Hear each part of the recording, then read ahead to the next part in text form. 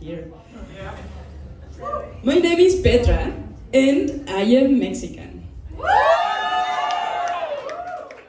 And you know what is the most common question I get asked since I moved to Darwin? Is, hey, do you know Juan?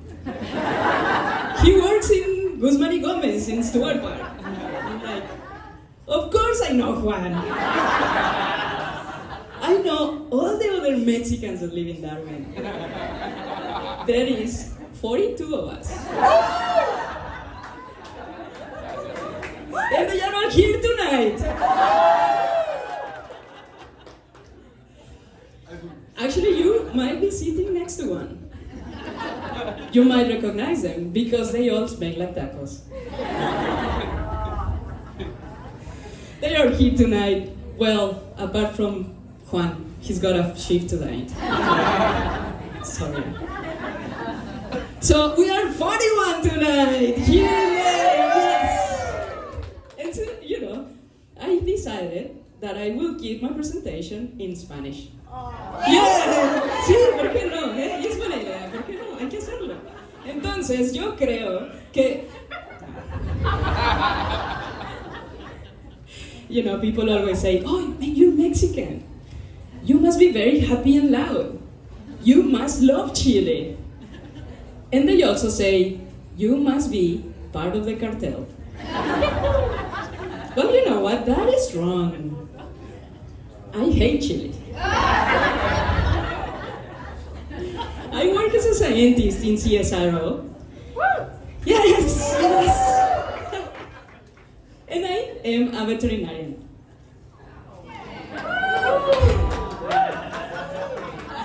I am actually an aquatic veterinarian.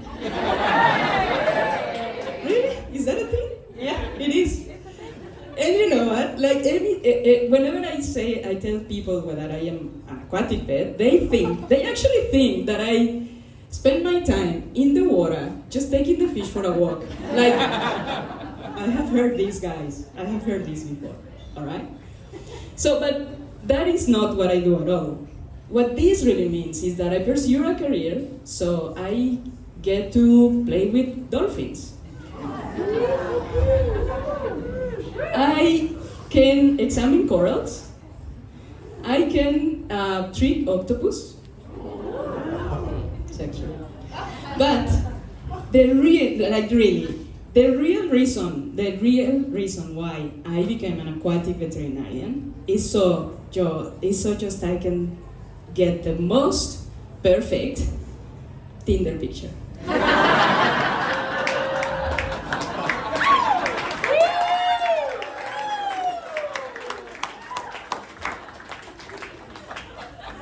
And I know all of you straight ladies in the room, you have seen this picture before, and you roll your eyes. But when I have used it with queer women, great success.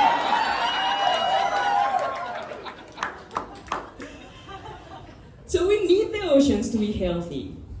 And the reason why this is important for you is because we need to produce healthy food for people. And so we have fish, we have prawns, and other aquatic animals in the ocean, right? And so by caring for the health of aquatic animals, we are actually caring for the health of humanity. I love to help fish to be healthy, so I can eat them. And so I am passionate about aquatic animal health.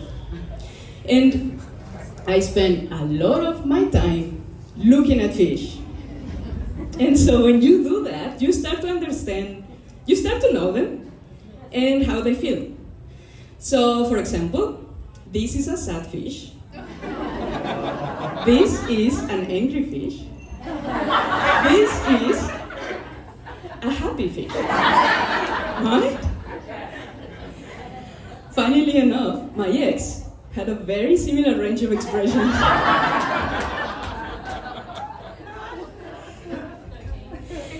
And so, to keep fish happy and healthy, what we need to do is we need to test for when they are sick. And so sometimes the fish look sick and we can help them, but sometimes detecting the fish that are sick is not easy. especially in large groups of animals. And so what we need to do is we need to detect the pathogens around them before they get sick.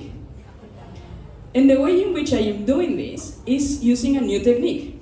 This technique is looking at the DNA in the water to identify pathogens that might be in contact with the animals. And so what we have in the ponds or tanks, we have animals, right? We have fish, we have prawns. We also have plants like algae. We have bacteria, parasites, all of these, microorganisms. All of these organisms have cells in them, right? Each cell has DNA that is unique for that organism. And so what I do is I take water samples, I filter the DNA out of that water, I sequence the DNA, and then I can identify what is in the water by the type of DNA. So, yes! Yeah, shout out to the nerds back there. I love this. And so we can identify fish, we can identify bacteria, and other pathogens that are present in the water. So instead of looking at one fish, I focus on a large group of them that live in the same space. And so I can identify pathogens just by analyzing the DNA that is in the water. And in contact, I can assume that these pathogens are in contact with the animals. It's a bit like if you're in your house and with your family and you want to have a health check. And so you call the doctor and the doctor comes to your house. And then instead of they examining each person in your family, they go and examine the filters in your air conditioner. So they look for DNA of pathogens in there. And if they detect some potential pathogens, they will assume that these pathogens are floating around you and they can manage them before your family gets sick, right? So in the same way, I take water samples from ponds, and fish can go about their business, do whatever, look, watch the TV, whatever they do. And I can identify the DNA in the water. I can identify the pathogens there before the animals get sick. So I can literally find DNA evidence of pathogens.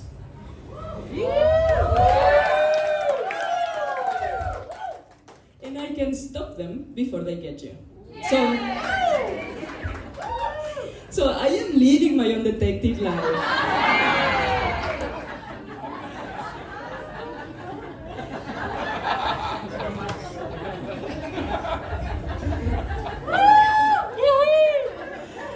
So, what we are doing with this technique is we are applying the whole approach to our experimental farm here in the NT. And we are actually developing a rapid test. Yeah. And I can detect pathogens just by taking a little scoop of water from the ponds. Sounds familiar? Yeah. It's very similar to a COVID rapid test. But we take a scoop of water instead of a scoop of whatever out of your nose. And we are developing the aqua rat.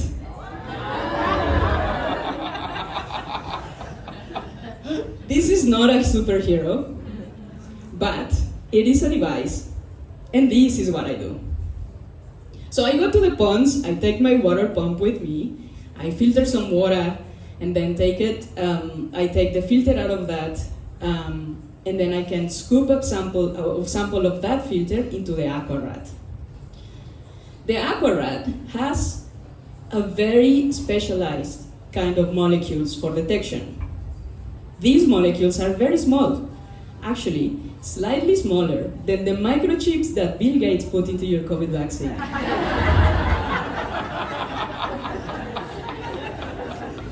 And so these molecules, they match the pathogens in the environment. And so if the pathogen is present in the sample, then they will lock on them, and that will trigger a change in color. And so you will see 2 red lines. I know you're experts on this. You're experts on this. So 2 red lines means positive test, yeah, okay, all right, yeah, okay. So what we really have in the ponds is just a mix of bacteria, a mix of pathogens that we might be interested in detecting. So, our device really looks like this. It has different pathways to detect different pathogens or potentially detect different from the same sample. And so if you get the red pathogen, you will get 2 red lines. If you have the blue pathogen in the sample, you will get blue lines. If you have the orange pathogen in the sample, you will get the orange lines, right? Pretty simple. It's actually very similar to a pregnancy test, right? When you have 2 lines, it means that you are pregnant. But if the line is pink, it means that you're pregnant with girls. And if the line is this one, it means that you're pregnant with legends.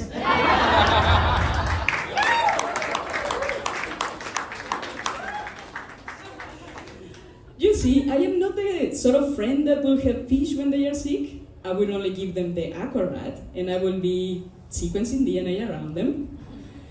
So I can detect the pathogens before they get sick. And by using this approach, we don't have to travel really far to labs because the rapid test, or the aquarat, as I call it, can be applied where the animals live, so in the animals' facilities.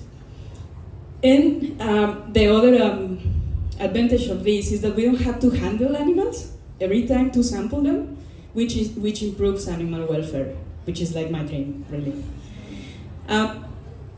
So we leave the fish alone. After all, we owe them a life free of stress. We just leave them chilling by the ponds, relaxing. We could offer them a margarita or tequila, whatever it works. And so we want the fish to be relaxed because they taste better.